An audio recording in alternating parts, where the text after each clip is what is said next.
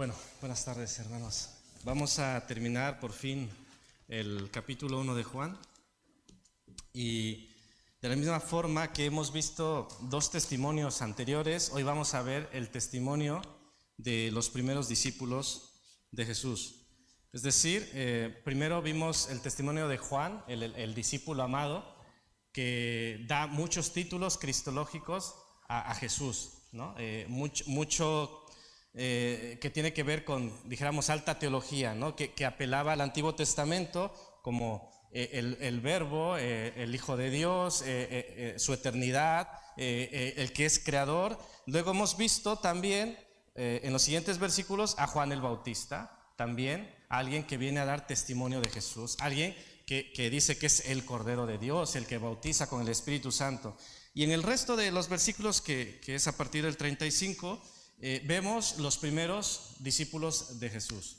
Pero en medio de estos primeros, de cómo van conociendo a Jesús, podemos ver algunos títulos que van muy en la línea de los testimonios anteriores. Entonces, en este primer capítulo tenemos tres testimonios distintos, pero que todos apuntan a Jesús, todos apuntan a su divinidad y todos apuntan a señalarnos quién es Jesús para que le conozcamos.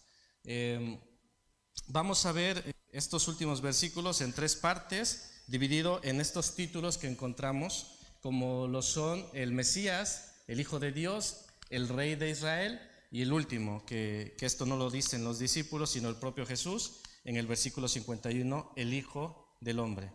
Tres títulos que apuntaban y decían mucho. En ese contexto judío, estas personas, como hemos leído, conocían.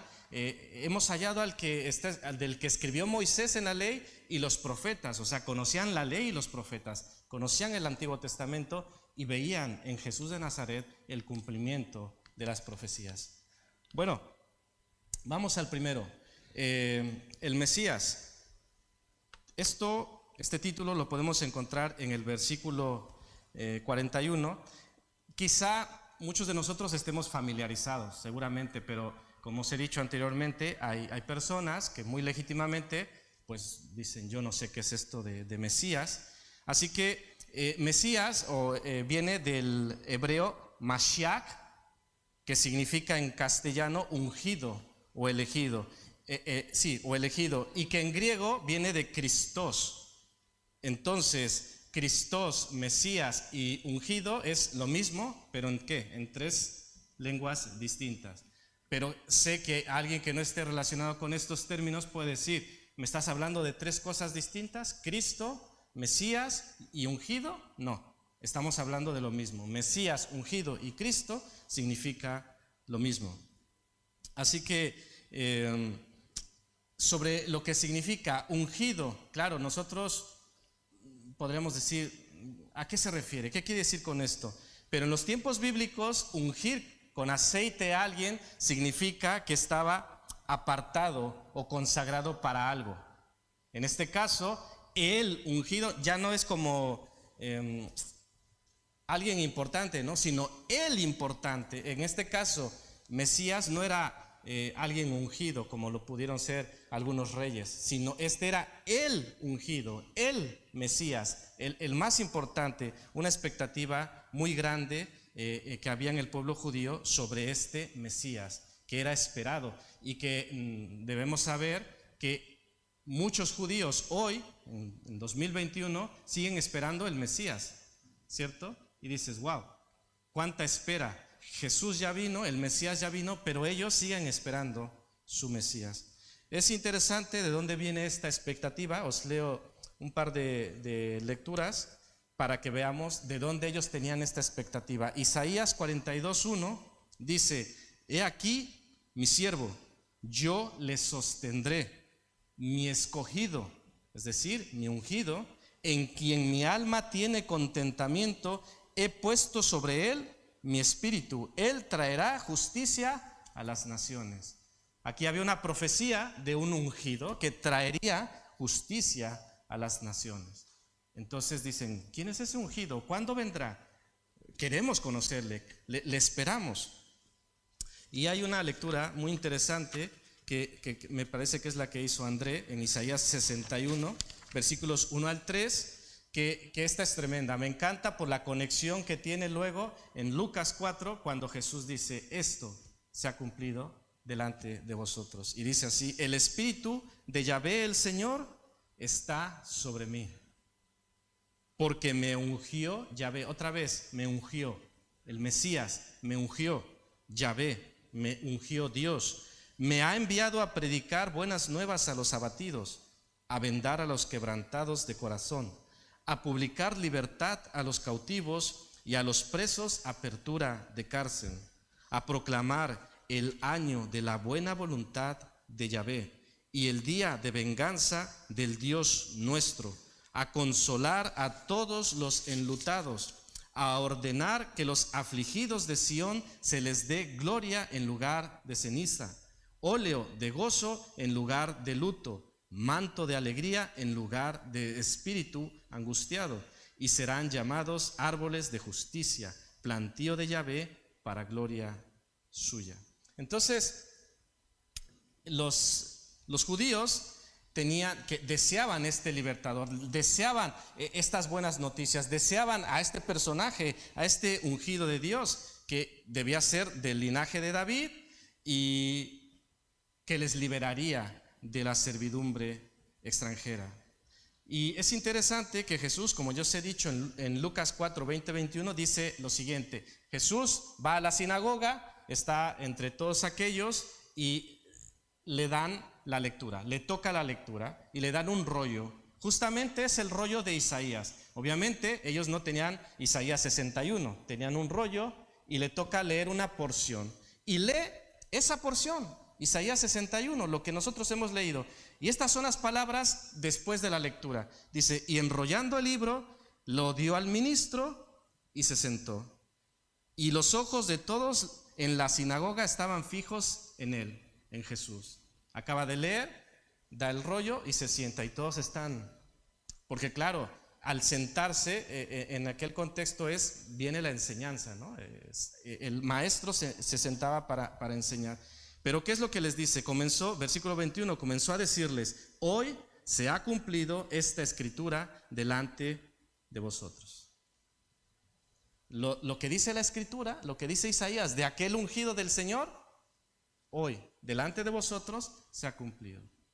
Es muy interesante cómo Jesús, siempre muy humilde, siempre muy sencillo, pero aquí no tiene ningún problema en decir: hey, que yo soy el ungido, yo soy el Mesías. Y lo dice, como dice, delante de todos. Todos los ojos estaban fijos en él y él les dice: esa escritura se ha cumplido hoy delante de vosotros. Así que este título, el Mesías, ya Jesús lo tomaba para sí. Pero vayamos al texto.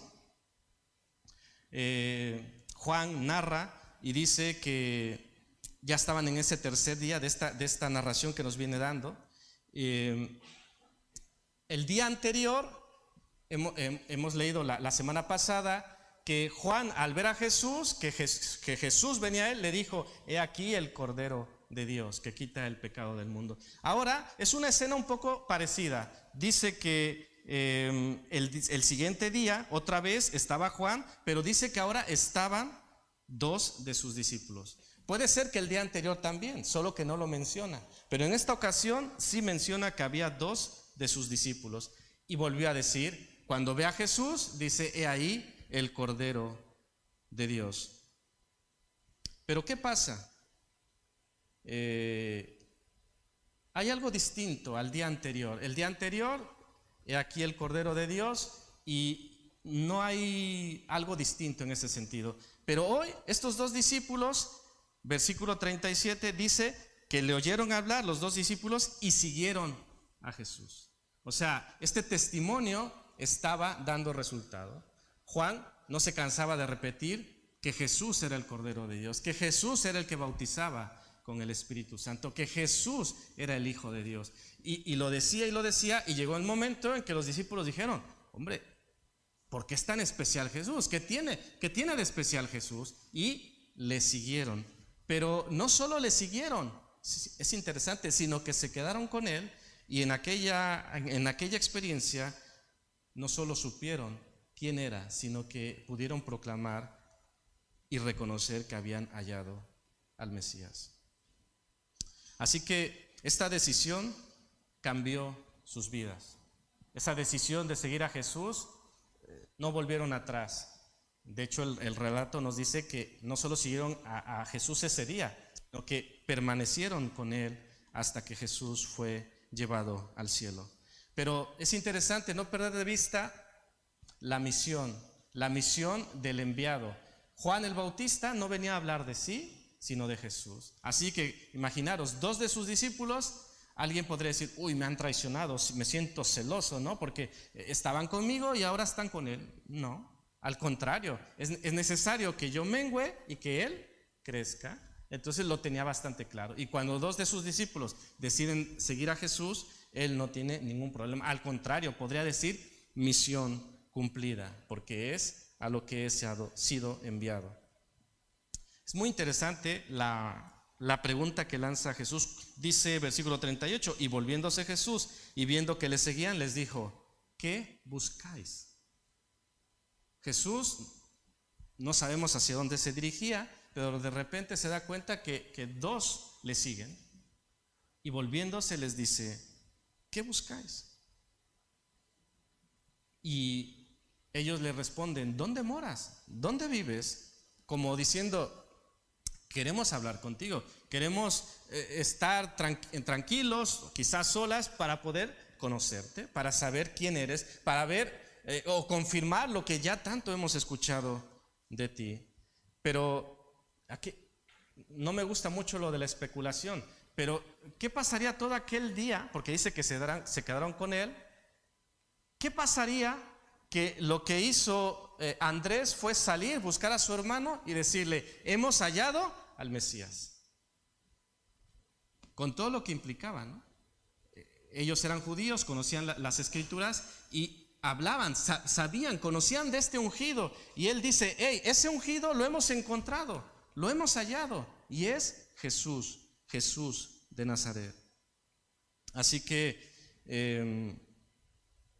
es interesante cómo les cambió la vida a estos 2 discípulos, pero no solo les iba a cambiar a ellos, sino que esto, como debe ser, se iba a transmitir, ¿no? Andrés, el texto no dice claramente quién era el otro discípulo, pero con referencias cruzadas, los estudiosos dicen, y no hay, dijéramos, nada en contra, que era Juan, el discípulo amado, ¿no? Andrés y Juan. Juan va con su hermano Jacobo y Andrés va con su hermano Simón. Son los primeros 4 que se nos narra en este pasaje.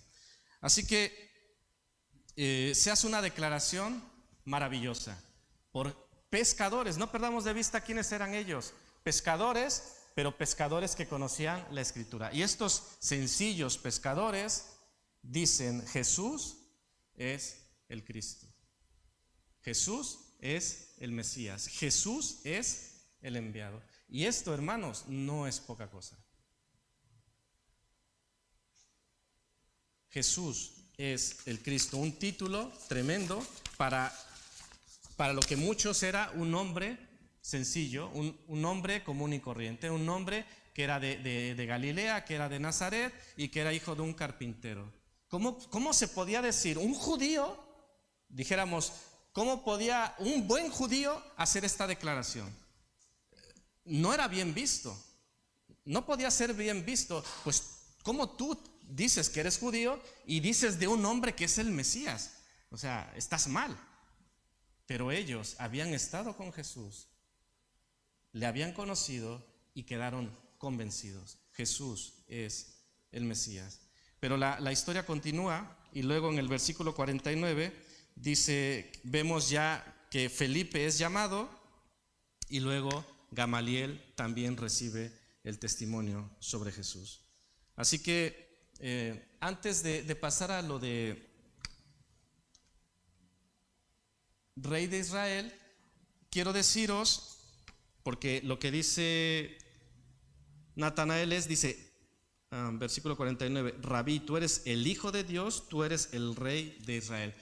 La semana pasada vimos este título, Hijo de Dios. Solo quiero aprovechar para hacer una aclaración, porque alguien me dijo, Y es una pregunta muy válida y que merece la pena aclararlo. Dice, ¿Jesús como hijo de Dios es lo mismo que nosotros como hijos de Dios? ¿Qué diríais? Porque Jesús hijo de Dios, Uziel hijo de Dios. No, ¿verdad? Inmediatamente no. Pero claro, esta persona legítimamente estaba confundida y decía, entonces si Jesús como hijo de Dios tiene la naturaleza de Dios y es Dios, entonces yo como hijo de Dios, digo no. Nosotros somos hijos de Dios con minúscula y Jesús es hijo de Dios con mayúscula. Entender la diferencia. Jesús, hijo de Dios, es Dios. Nosotros somos hijos de Dios por gracia, por la fe en Cristo Jesús. Así que no confundir hijo de Dios con hijo de Dios, que suena igual, pero tiene una significación, un significado distinto. Y luego lo del rey de Israel es muy interesante también, porque vamos a transportarnos a aquel tiempo. ¿Bajo qué dominio estaba Israel en el tiempo de Jesús? Roma, ¿no? Y conocemos un poco por la historia que ellos no eran muy bondadosos, ¿cierto? O sea, no es como que eran muy flexibles, de que sí, tú haz lo que tú quieras, no pasa nada. Entonces, imaginaros en ese contexto de un control militar rígido y estricto, que se empieza a mencionar, hey, tú eres el rey de Israel. Inmediatamente levantaba sospechas, ¿no? Llamaba la atención. Pero es lo que dijo Natanael. Jesús dice que, versículo 43, el siguiente día quiso Jesús ir a Galilea y halló a Felipe y le dijo, sígueme. Así que es una manera distinta de cómo, primero, Andrés y Juan, por el testimonio de Juan, buscan a Jesús. Ahora Jesús halla a Felipe y le dice, sígueme. Luego Felipe va y le dice a Natanael, Andrés le dijo a Simón y Juan le dijo a Jacobo. Entonces veamos las distintas transmisiones, las distintas formas de llegar a Cristo. Y quizá el pasaje suena muy pronto, ¿no? Imaginaros, te encuentras con Jesús por la calle y te dice, sígueme, y tú dices, sí, dejo todo. Esto pudo ser así, pero yo creo que hubo una conversación donde Felipe quedó maravillado y cuando Jesús le dice, sígueme, dice, así como los otros que dijeron, hemos hallado al Mesías, hombre, yo también, y le quiero seguir, porque he escuchado, porque he estado con él y no puedo negarme. Pero ¿cuál es el testimonio de Felipe hacia Natanael? Dice Felipe, versículo 45, halló a Natanael y le dijo, hemos hallado a aquel de quien escribió Moisés en la ley, así como los profetas, a Jesús, el hijo de José, y aquí viene el punto, de Nazaret. Como que todo iba bien, dices, hemos hallado a aquel varón de quien escribieron los profetas y Moisés. Pero luego le dice, y es de Nazaret, es Jesús de Nazaret. Y Natanael le choca. Es decir, a ver, la escritura cuadra, encaja, pero de Nazaret no me encaja, decía Natanael. Y por eso lanza su pregunta, ¿puede venir algo de Nazaret? Pero luego, Natanael también tiene su experiencia con Cristo. Porque ante aquella duda, Felipe le dice, ¿qué es lo que le dice Felipe a Natanael? Si lo habéis pillado en el texto. Versículo 46. Ante aquella pregunta que dice Natanael, dice, ¿puede salir algo bueno de Nazaret? Y él no le empieza a argumentar, no le empieza a tratar de convencer, no intenta hacer cosas, sino le dice, ven y ve. Así como yo me encontré con él y tuve esta experiencia y no puedo negar, y así como los otros lo han hecho, también tú, ten tu experiencia, ven y ve. ¿No crees? Vale, pues ven y ve. Si tú vienes y ves y dices, no creo, pues ya está. Pero no puedes decir que no es si no vienes y ves. Y mucha gente hace esto, ¿no? Yo no creo en Dios. O Jesús no es nadie. O la Biblia es un libro cualquiera. Ya, pero ven y ve, experimenta, conócela. Hay testimonios de gente que en un intento de desacreditar la Biblia, pero la quisieron desacreditar bien, que tuvieron que leerla. ¿Y qué pasó? Creyeron, pero porque hicieron bien su trabajo. Para desacreditar, tuvieron que estudiar. Y hay gente que solo desacredita, pero sin leer. Es como decir, yo una comida tal, la desacredito. ¿Y ya la probaste? No, pero no, la desacredito, porque sí. Eso no tiene sustento, ¿verdad? Es interesante que ante lo que dice Jesús a Natanael, que no es poca cosa, le dice: he aquí un verdadero israelita en quien no hay engaño. Y Natanael se sorprende de que le diga estas cosas. Jesús, tantas cosas le decían buenas de Jesús, pero ahora este Jesús viene a decir cosas buenas de mí. Y dice: pues ¿de dónde me conoces? Yo no te conozco, pero ¿tú de dónde me conoces para decir esto? Así que Jesús le da unas breves señas de que dice,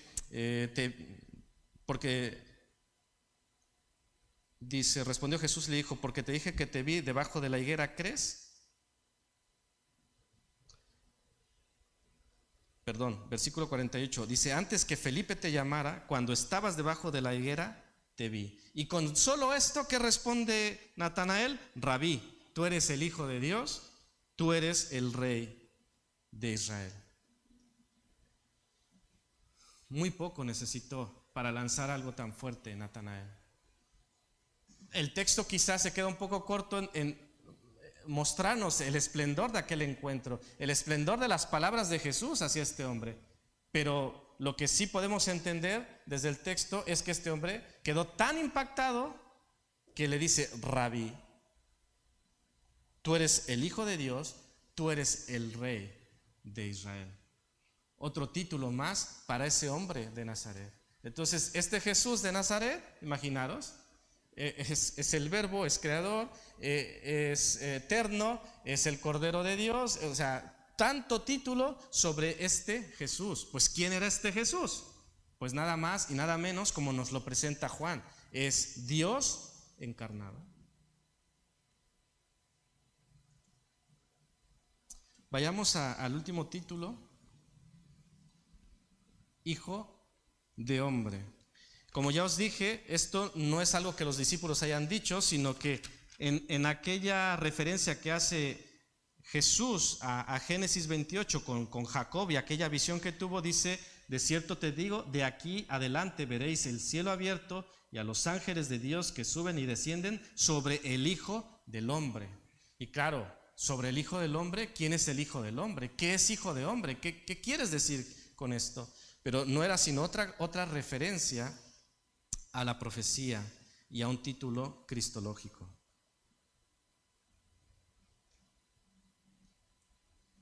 Bueno, en Ezequiel, el escrito menciona que Dios llama al profeta Ezequiel 93 veces hijo de hombre. Pero si cabe la mención con minúscula. Así que en este sentido, hijo de hombre no significa otra cosa que un ser humano. ¿Qué es un hijo de hombre? Pues es un hombre. Pero también esto hace referencia a la humanidad plena de Jesús. Es decir, Jesús es Dios, pero Jesús es hombre. Son de estas cosas que teológicamente se nos escapan, ¿no? Como poder escuchar: Jesús es 100% Dios y Jesús es 100% hombre. ¿Con qué nos comemos eso? Ya. Pero es así, la Escritura así lo defiende, que Jesús es Dios y Jesús es 100% humano. Así que este término en una forma implica o significa que Jesús realmente es el Mesías, pero que Jesús es hombre, es humano, como uno de nosotros, pero sin pecado. Pero como ya os decía, esto también apela a las Escrituras. Es un título que también genera una expectativa mesiánica. ¿Por qué? Porque ¿quién es este Hijo de Hombre? Dice Daniel 7, 13 y 14. Miraba yo en la visión de la noche, y he aquí, con las nubes del cielo venía uno como un hijo de hombre. Uy, ¿quién es este que viene con las nubes del cielo? Que vino hasta el anciano de días y le hicieron acercarse delante de él. ¿Y qué pasó con este hijo de hombre? Dice, y le fue dado dominio, gloria y reino, para que todos los pueblos, naciones y lenguas le sirvieran. Su dominio es dominio eterno, que nunca pasará, y su reino uno que no será destruido. Os pregunto, ¿quién podía ser este hijo de hombre?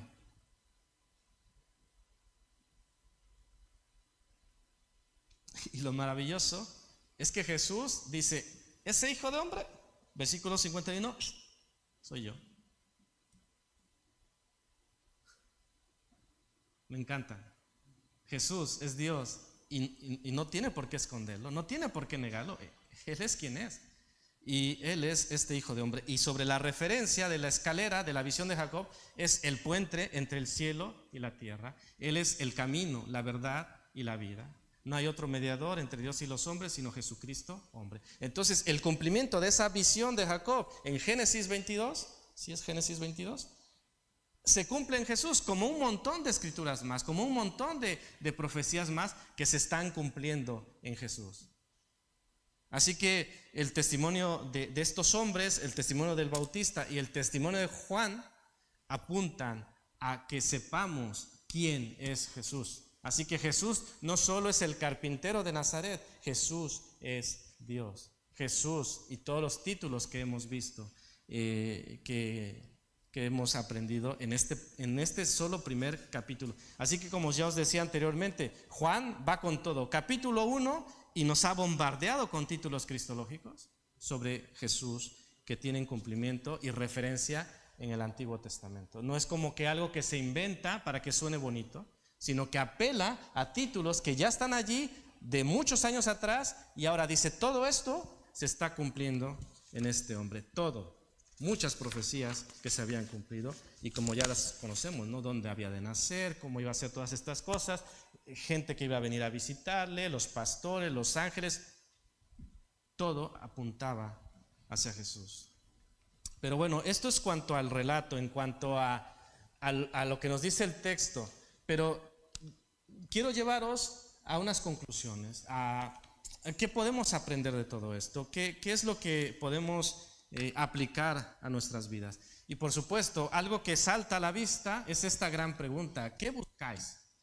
Cuando Jesús ve, o más bien siente, y luego ve, se gira y ve que le siguen, pregunta: ¿qué buscáis? Es una pregunta muy actual, muy de aplicarnos a nuestras vidas y preguntarnos a nosotros mismos: ¿qué buscamos? ¿Qué buscamos? ¿Busco a Dios? ¿O busco, entendedme, a Dios? No sé si se entiende la diferencia. Porque una cosa es buscar a Dios, el Dios de la Biblia, y otra cosa es buscar a Dios, a una imagen de Dios, algo que yo creo que es Dios, algo que a mí me gustaría que fuera Dios. Y es por eso muy importante que nos hagamos la pregunta: ¿a quién buscas? ¿Buscas a Dios?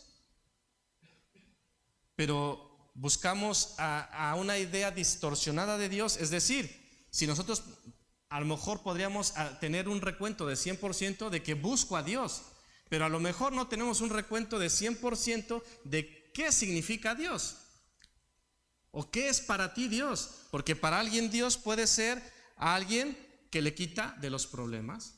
Es alguien que cuando yo tengo un problema acudo a Él y está allí para ayudarme. O a lo mejor Dios puede ser para alguien a un ente, un agente que da esa fuerza para cumplir mis planes, mis metas y mis propósitos. Y esto a lo mejor os suena extraño, hermanos, pero lo hemos escuchado. Nosotros tomamos nuestras decisiones y luego venimos ante Dios y decir: mira, este es mi plan, bendícelo. ¿Ya lo bendicí? Vale, pues sigo con mi vida. ¿Me entendéis? Y esto sucede, hermanos, al día de hoy. Y es allí donde digo: ¿buscamos a Dios o buscamos a alguien que se ajuste a nuestros planes y a nuestros proyectos? Y muchas veces es así. Entonces, la respuesta a esta pregunta es: no estamos buscando a Dios, estamos buscando a algo que se ajuste y que llene ese hueco de Dios. Y entonces decimos: ya, he buscado a Dios, tengo a Dios y todo está bien. Pero por eso es la pregunta tan importante. ¿Buscamos a Dios? ¿Buscamos religión? ¿Queremos un Mesías a la carta? ¿Qué queremos? ¿Qué buscamos? Y esto aplica para Dios, pero también puede aplicar en la iglesia. ¿Qué buscamos en la iglesia? ¿Qué buscamos al venir a la iglesia? Y recuerdo esta frase porque este pasaje es especial, porque el último sermón de don Roberto Beler fue sobre este pasaje, y fue en Zaragoza, que en promoción de la facultad estábamos allí los alumnos y él predicó, y fue el último sermón que dio don Roberto Beler. Y no escuché el sermón, lo escuché hasta después de esto, después de prepararlo y hacerlo, lo escuché, porque digo, si no, lo voy a calcar todo y lo voy a hacer. Pero él también redundaba sobre esto. ¿Qué buscáis? Y decía: ¿qué buscamos en la iglesia? Servirnos, que nos sirvan, que me satisfagan. ¿Qué buscamos en la iglesia? ¿Qué buscamos como esposos? ¿Qué buscamos en la familia? Esta pregunta puede trascender a todas las facetas de nuestra vida y preguntarnos: ¿qué buscamos? ¿Qué es lo que realmente buscamos? Y de allí dependerá también lo que encontremos, porque a veces lo que buscamos, eso encontramos. A veces buscamos problemas inconscientemente y los hallamos, o sea lo que busquemos.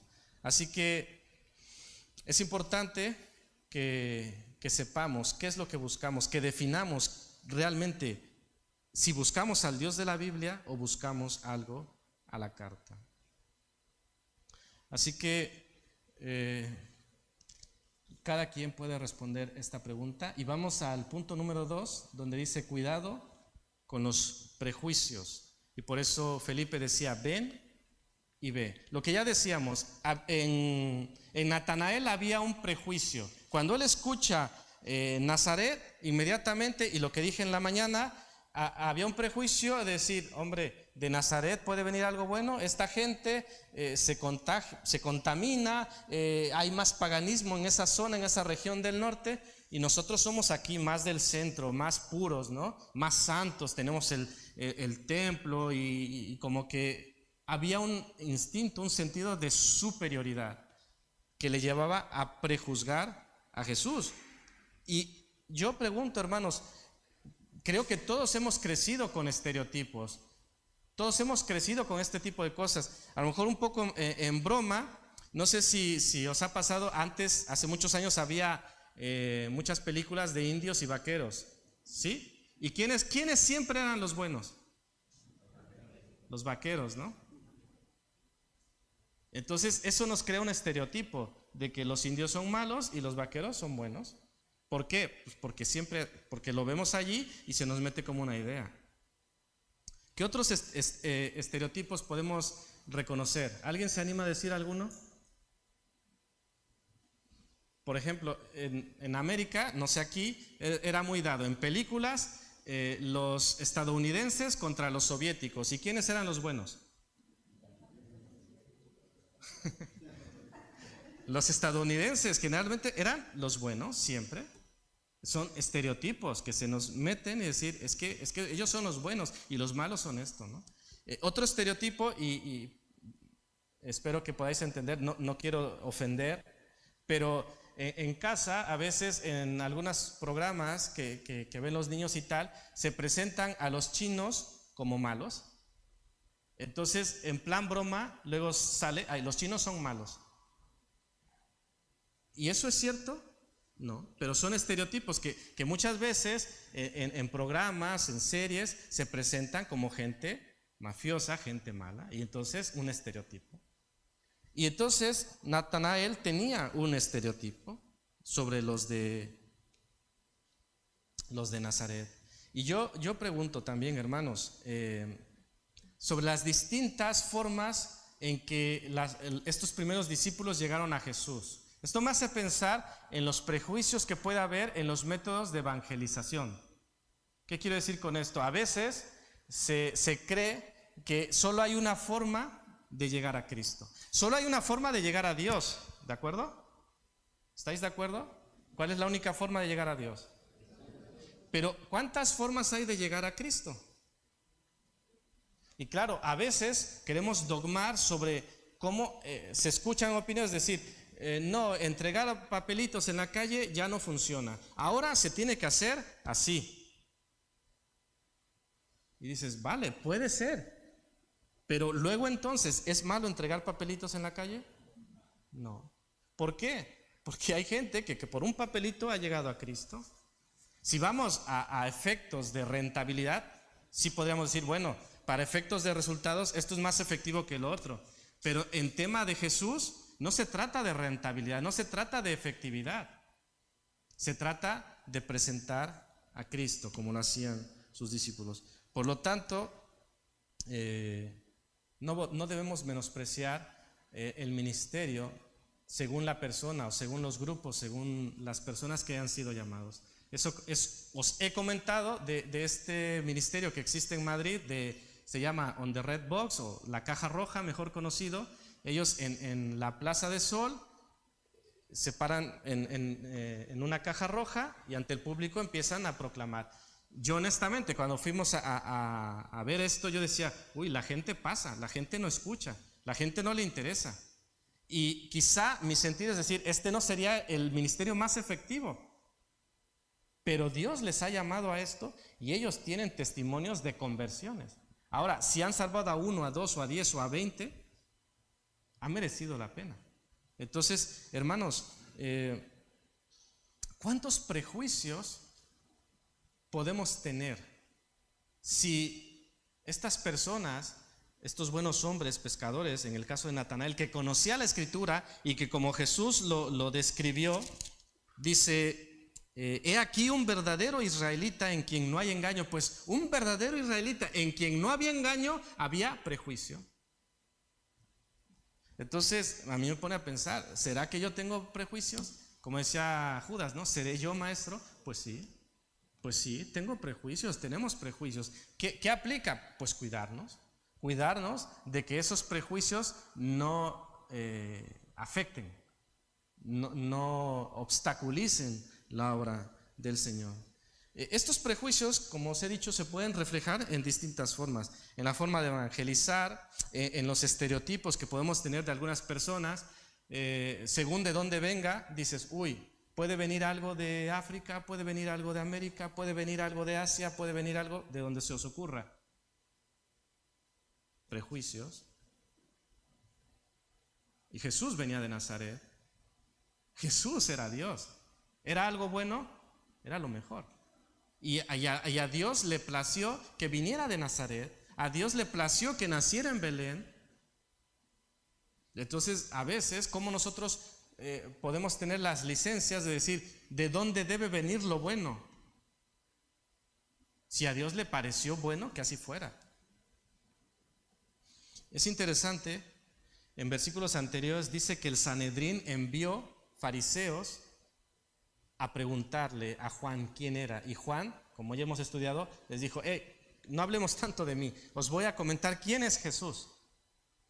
Entonces, estos pescadores reconocieron a Jesús como el Mesías, reconocieron a Jesús como el Hijo de Dios, reconocieron a Jesús como el Rey de Israel. Y es interesante que los conocedores de la ley, los escribas, los fariseos, los más preparados, los superdotados, muchos de ellos, algunos no, pero muchos de ellos no reconocieron a Jesús como el Mesías.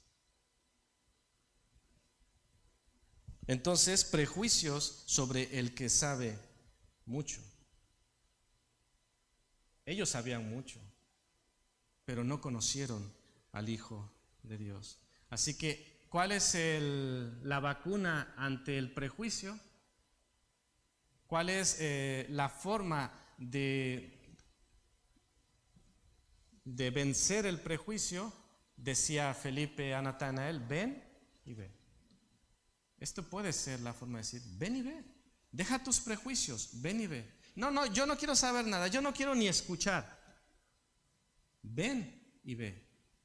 Eso fue el consejo. ¿Y qué pasó con Natanael? Después de venir y ver, lanzó, tú eres el Hijo de Dios, tú eres el Rey de Israel. Así que en el tercer punto dice, Jesús te conoce. Esto, hermanos, es bueno.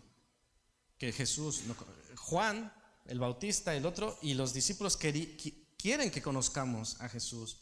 Pero es interesante que Jesús ya nos conoce.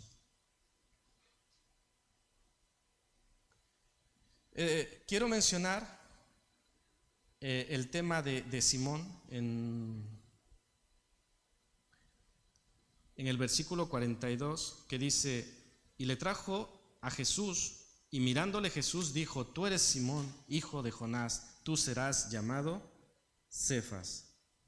Entonces, no solo lo importante es lo que Jesús ya nos conoce, sino lo que Él ve podemos llegar a ser, es decir, el potencial. Ve a Simón, pero le dice, tú Simón serás Cefas, tú serás. Ese potencial, y que no fue fácil, ¿no? Este Simón, para llegar a ser esa piedra, ese Pedro, pasó un proceso.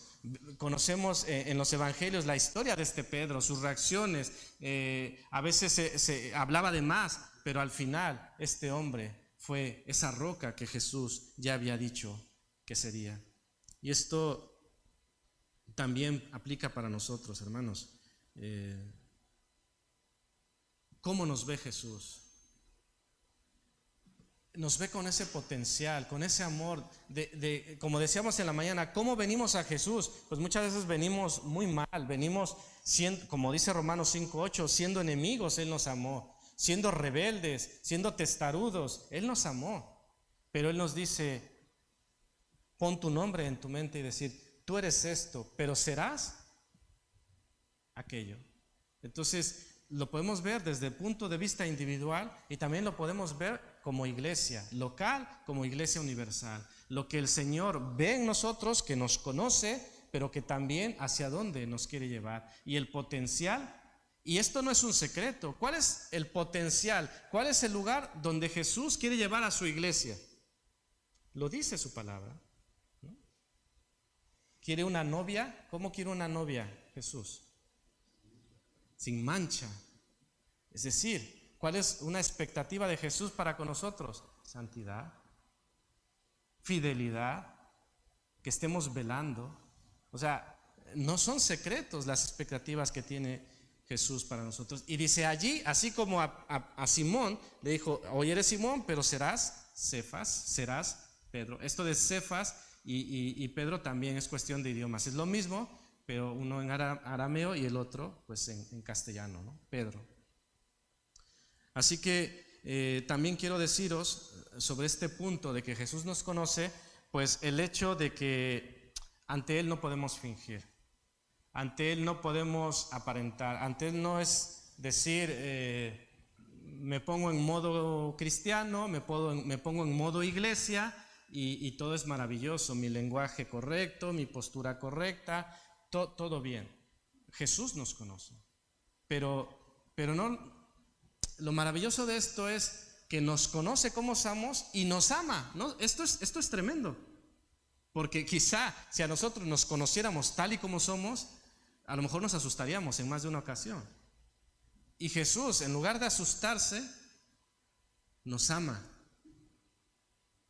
porque siendo aún enemigos, Cristo murió por nosotros. O sea, Jesús no era ignorante de que éramos enemigos. Jesús no era ignorante de que éramos pecadores. Jesús no era ignorante de que éramos rebeldes. De hecho, Él no vino a llamar a justos, sino vino a llamar ¿a qué? A pecadores. Y eso es maravilloso. Entonces, yo siendo pecador, siendo su enemigo, ¿me amó? Sí. Y es su palabra, y que me amó hasta el fin.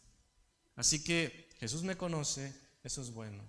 Y como me conoce y como sabe que necesito, entonces Él se presenta ante mí, como hemos leído anteriormente, que Jesús venía hacia Juan, también viene ante nosotros. queremos buscarle, queremos estar con Él, queremos pasar tiempo con Él, queremos escucharle, podemos hacerlo. Así que, hermanos, practiquemos el ven y ve. Que nuestras vidas sean como este Andrés, que, como decía un comentarista, no encontramos sermones de él en la Biblia, pero cada vez que se menciona en la Biblia, en 3 ocasiones, está trayendo gente a Cristo. Entonces, quizá nosotros no prediquemos, quizá no tengamos ciertos dones, pero eso no quiere decir que no podamos traer gente a Cristo. Si no sé cómo expresarlo, simplemente ven y ve. Ven y escucha. A lo mejor yo no puedo explicarte, me cuesta, pero ven, te llevo con alguien que sí te pueda ayudar. Y entonces estamos haciendo una obra tremenda. Bueno, hermanos, este primer capítulo es redondo, es claro. Lo que nos está diciendo Juan es que Jesús de Nazaret es Dios en la carne. Y como ya os he dicho en otras ocasiones, en este tiempo y en este contexto, esto no era poca cosa. Así que, hermanos, el mensaje es vigente. Jesús de Nazaret es el Dios en la carne. Jesús de Nazaret vive. Jesús de Nazaret volverá. Y nosotros hoy somos su iglesia. ¿Qué buscamos? ¿Qué buscamos en este Jesús de Nazaret? Importante, ¿qué busca Él en nosotros? ¿Qué quiere Él de nosotros? Y que nosotros podamos cumplir, que podamos seguirle, permanecer con Él y ser de testimonio, ser de bendición a las naciones como Él quería que lo fuéramos. Que el Señor nos bendiga.